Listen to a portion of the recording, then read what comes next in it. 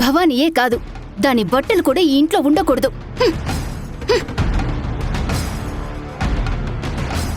నీకు సంబంధించింది ఏది ఈ ఇంట్లో ఉన్నా అది మాకు దరిద్రంతో సమానం. అమ్మా మధుర, ఏంటి వాగమ్మా! ఎంత పరువు తక్కువ పనిచేశావే. ఇక నీ బ్రతుకు బయటే, అక్కడే తిని అక్కడే ఉండు. ఇంట్లోకి మాత్రం అస్సలు రాకు. ఏం చేస్తున్నావు మధుర? పిచ్చి పట్టిందా నీకు? ఇక చాలక్క. దీన్ని వెనకేసుకొచ్చింది చాలు. అసలు నీ వల్లే అదిలా తయారైంది.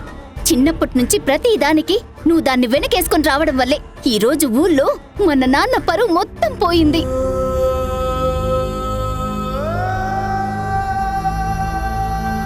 ఊర్లో నాన్న పెంపకం గురించి ఎంత అసహ్యంగా మాట్లాడుకుంటున్నారో తెలుసా? సుబ్రహ్మణ్యం కన్న కూతుర్నే సరిగ్గా పెంచలేకపోయాడు, ఇక ఊరి బాగోగులు గుడి బాగోగులు ఏం చూస్తాడంటూ అవమానిస్తూ మాట్లాడుతున్నారు. అవన్నీ వింటుంటే నా తల కొట్టేసినట్టయింది. నాన్నా, నేను మీ కూతుర్ని. మీ పెంపకంలోనే మంచి చెడు తెలుసుకుని పెరిగాను.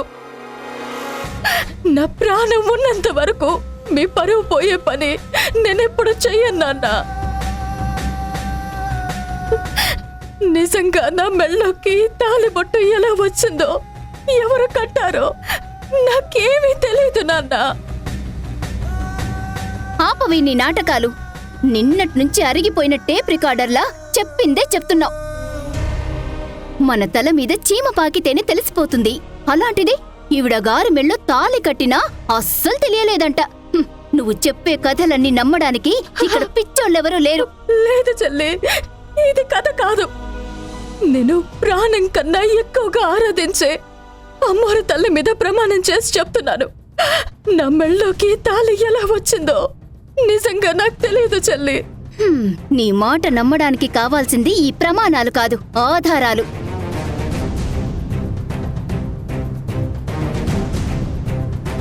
ఇంకో 2 రోజుల్లో ఈ తాళి నీ మెళ్ళోకి ఎలా వచ్చిందో, ఎవరు కట్టారో అన్ని ఆధారాలతో సహా పంచాయతీకి ఈ ఇంటికి నిరూపించకపోతే నిన్ను ఈ ఊళ్ళోనే ఉండనివ్వరు, ఈ ఇంట్లోనే ఉండనివ్వరు.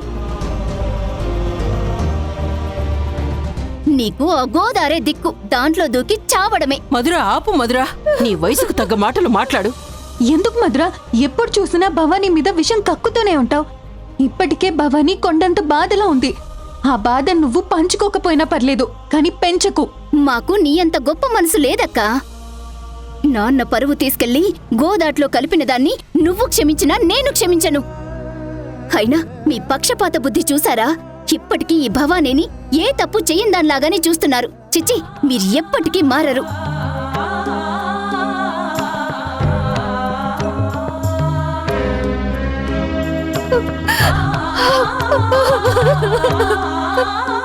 శ్యామలా, లోపలికి రా.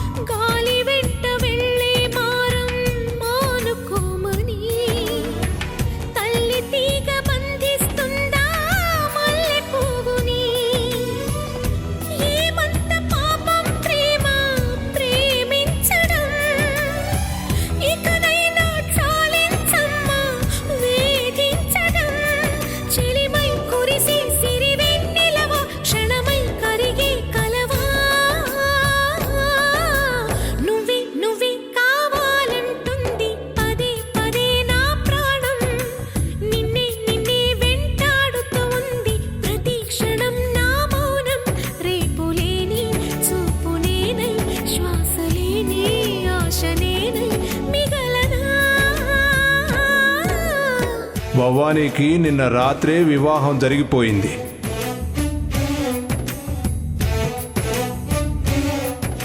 భవానీని ఊరికి వదిలేయాలనే ఆలోచన మానుకొని భవానీని ఈ చెర నుంచి విముక్తురాల్ని చేద్దాం.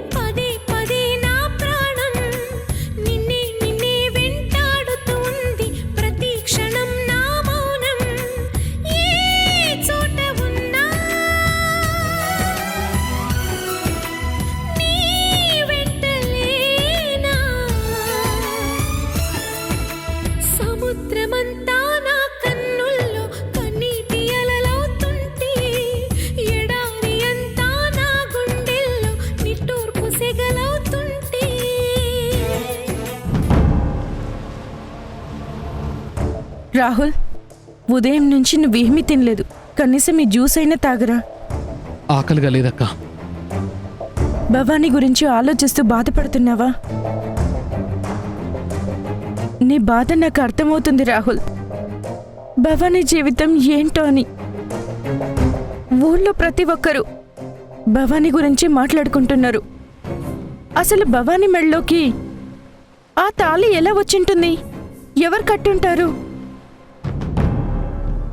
ఆ తాళి వల్లే పాపం భవానీని ఇంట్లో గొడవ జరిగి ఆ తాళి ఎలా వచ్చిందో తెలిసే వరకు ఇంట్లోకి రావద్దని తనని బయటే ఉండమని చెప్పారంట. ఏంటక్క నువ్వు అంటుంది? ఇప్పుడు భవానీ ఎక్కడుంది? వాళ్ళింటి దగ్గరే ఉంది, కానీ బయటలో గుడిసెలో ఉందంటారా. మీ ఇద్దరి ప్రేమ గెలిచి నువ్వు భవానీని పెళ్లి చేసుకుంటే ఈ ఇంట్లో మహారాణిలా బ్రతకాల్సిన తను ఇప్పుడు ఒక అనాథలా బ్రతుకుతుందిరా. భవానీని ఊరికి వదిలేయాలన్నది క్యాన్సల్ అయినందుకు సంతోషపడాలో, లేక భవానీ మెళ్ళలోకి తాళి వచ్చి ఇలా బాధలు అవమానాలు పడుతున్నందుకు బాధపడాలో ఏమీ అర్థం కావట్లేదు రాహుల్. ముందుకు వెళ్ళిన నరకమే, వెనక్కి వచ్చిన నరకమే, ఎటు చూసిన నరకమే తనకి. ఈ నరకం నుండి ఆ అమ్మోరు తల్లి తనని రక్షించాలి. అవునక్క, భవానీని ఆ అమ్మోరు తల్లి రక్షించాలి, రక్షిస్తుంది కూడా. అవును రాహుల్, మనుషులు ఎవరు ఈ సమస్య నుండి భవానీని కాపాడలేరు. ఆ అమ్మోరు తల్లే.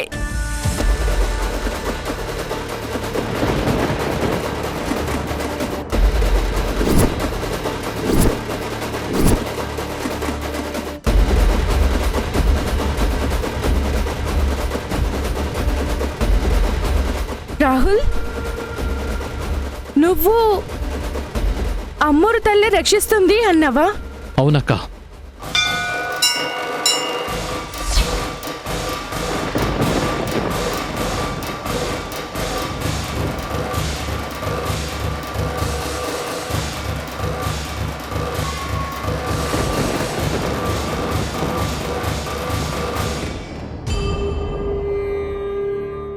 రాహుల్, ఏంట్రా ఇది? నువ్వు అమ్మోరు తల్లిని నమ్ముతున్నావా? నమ్ముతున్నానక్క. ఎన్నేళ్లు నా పిచ్చి నాస్తికత్వంతో దేవుడు లేడు లేడు అని నాకు నేనే నా మనసులో ఒక అడ్డుగోడను కట్టుకొని ఉన్నాను. కానీ భవానీకి అమ్మోరు పోసినప్పుడు అమ్మోరి పెయింటింగ్ వేసి నేను వాదించగానే అమ్మోరే వచ్చి భవానీని కాపాడిందక్క.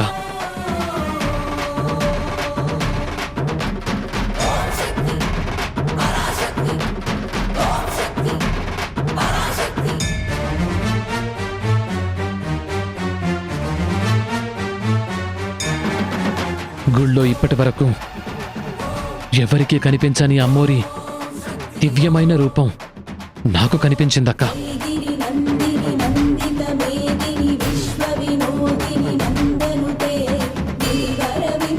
ఈరోజు భవానీ జీవితం నాశనమైపోతుందనుకున్న చివరి క్షణంలో భవానీ మెళ్ళో తాళిబొట్టొచ్చేలా చేసి భవానీని కాపాడి నా మనసులో ఉన్న గోడని ఆ అమ్మోరు తల్లి బద్దలు కొట్టేసిందక్క.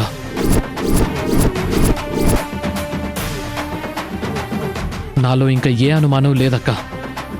ఆ అమ్మోరు తల్లిని నేను పూర్తిగా నమ్ముతున్నాను.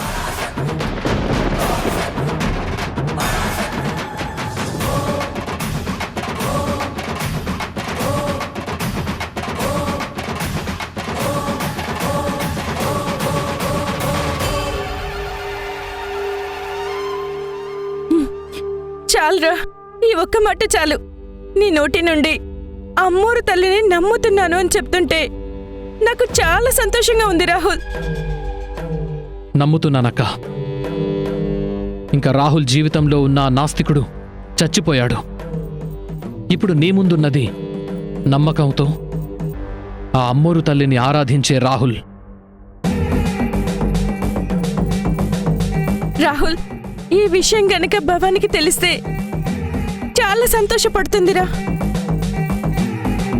నువ్వు మారేవన్న సంతోషంతో పాటు తనకున్న కష్టాలు కూడా తీర్చి తన జీవితంలో సంతోషాన్ని నింపరా. పాపం భవానీ మెళ్ళలోకి తాళి ఎలా వచ్చిందన్న కోపంతో వాళ్ళ నాన్న కూడా తనతో మాట్లాడట్లేదంట. ఊళ్ళో కూడా తన గురించి చాలా మంది తప్పుగా మాట్లాడుకుంటున్నారు. తన మీద పడ్డ నిందలన్నీ చెరిపేసి మునుపటిలా తన మొహంలో చిరునవ్వు వచ్చేలా చెయ్యి రాహుల్.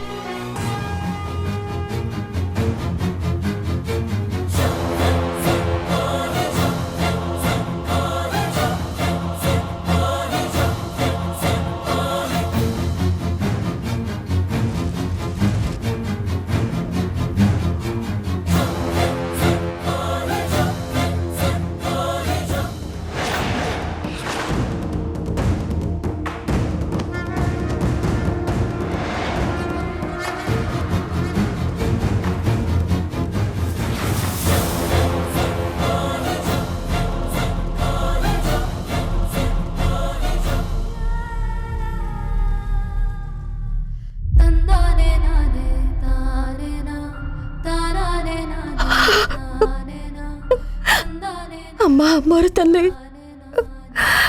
అసలు నా బతుకు ఏటెళ్తుందమ్మా?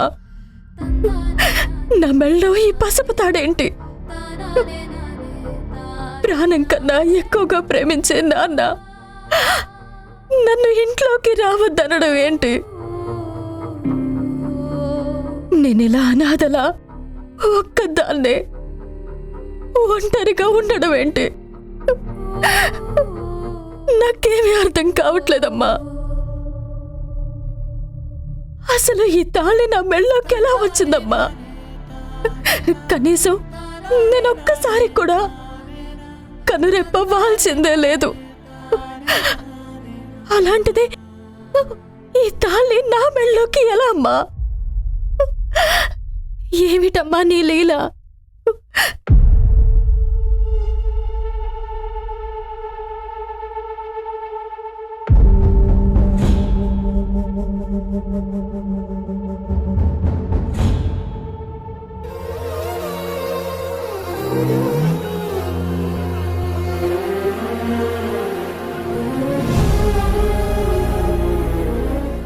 భవానీ,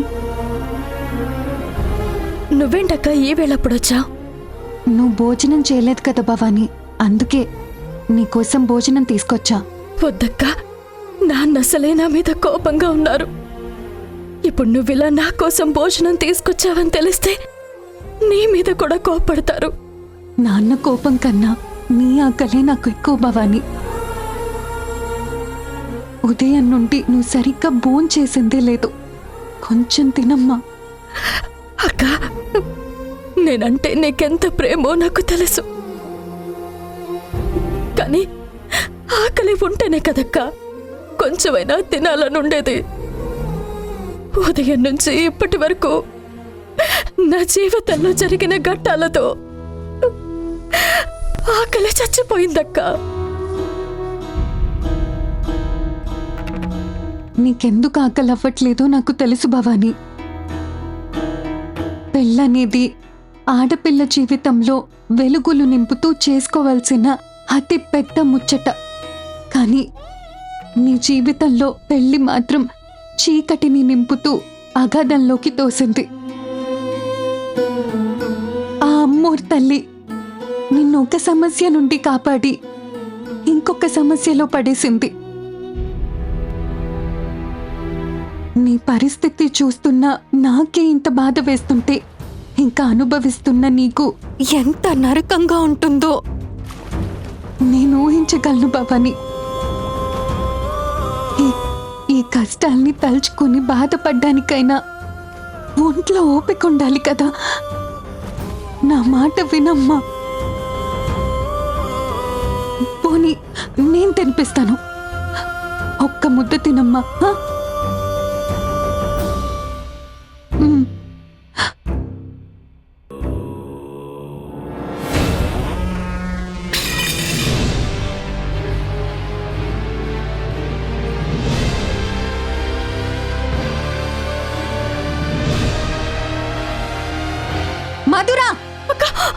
ఏం చేస్తున్నావు? నువ్వేం చేస్తున్నావో చెప్పక్క. చెప్పు. నానా, చూసావా నాన్నా? వీళ్ళిద్దరూ ఎంత పెద్ద తోడు దొంగలో. భవానీని ఇంట్లోకి రావద్దు అంటే కావేరి అక్కే భోజనం తీసుకొచ్చి మరీ తినిపిస్తుంది. నీ మాట అంటే వీళ్ళిద్దరిలో ఎవ్వరికీ లెక్కలేదు. అయ్యో,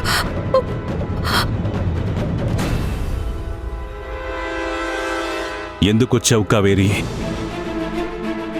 నిన్నే రావద్దని చెప్పాక కూడా ఎందుకు ఇక్కడికొచ్చావు?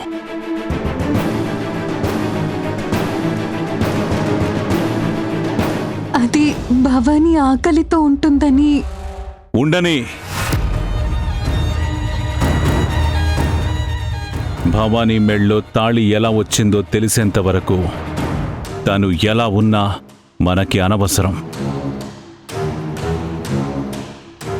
నా మాట కాదని ఎవరు భవానీకి సహాయం చెయ్యాలని చూసినా వాళ్ళు కూడా సంతోషంగా భవానీతో పాటే బయటికి వెళ్ళిపోవచ్చు. ఏమండి? అందులో నాకెటువంటి అభ్యంతరమూ లేదు. నాన్నా, ఏంటేంటేంటి? నాన్ననా?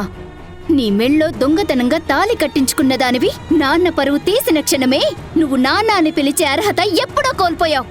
అయ్యో చెల్లి, ఎన్నిసార్లు చెప్పాలి? నిజంగా నా మెళ్ళోకి ఈ తాళి ఎలా వచ్చిందో నాకు తెలీదు. అబ్బబ్బబ్బబ్బా, ఏం యాక్టింగ్ అక్క! చీమ చిటుక్కుమన్నా క్షణంలో నీకు తెలిసిపోతుంది. అలాంటిది నీ మెళ్ళోకి తాళి ఎలా వచ్చిందో తెలియట్లేదంటే నమ్మటానికి మేమేమైనా పిచ్చి వాళ్ళమనుకున్నావా?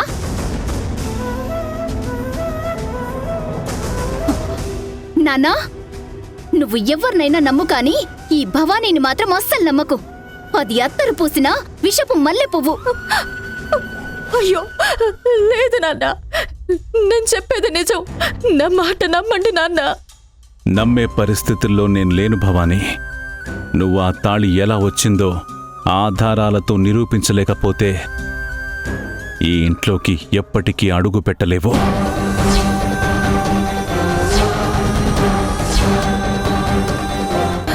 నాన్న, ఏమండి?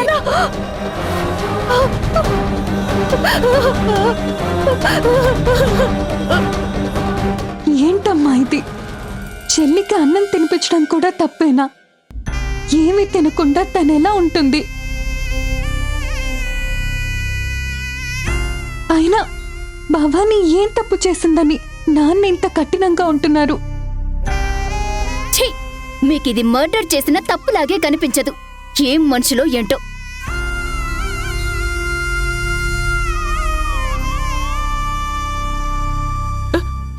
భవానీ,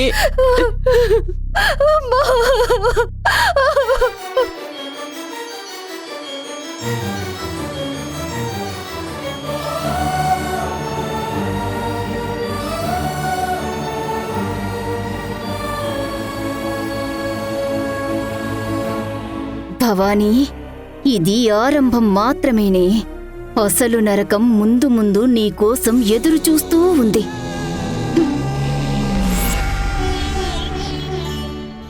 బాధపడకు తల్లి. ఈ ప్రపంచంలో నీ చెయ్యి ఎవరు వదిలినా ఆ అమ్మోరు తల్లి మాత్రం నీ చెయ్యి వదలదు. ఆమె నీకు శ్రీరామ రక్ష.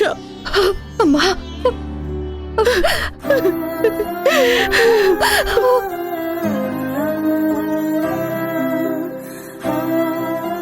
భవానీ, నీకు అమ్మో తల్లంటే ఎంత ఇష్టమో నాన్నన్నా అంతే ఇష్టం.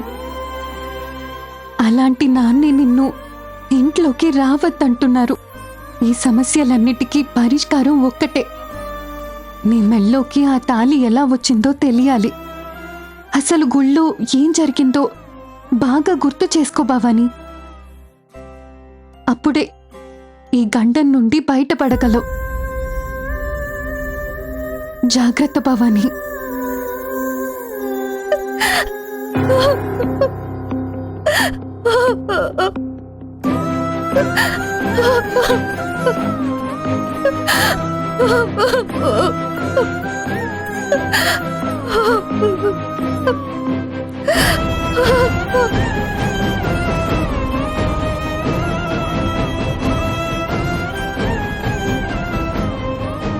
అసలు దీని అంతటికీ కారణం ఈ తాళే. దీన్ని ఇప్పుడే తెంచేస్తే అన్ని గొడవలు తీరిపోతాయి.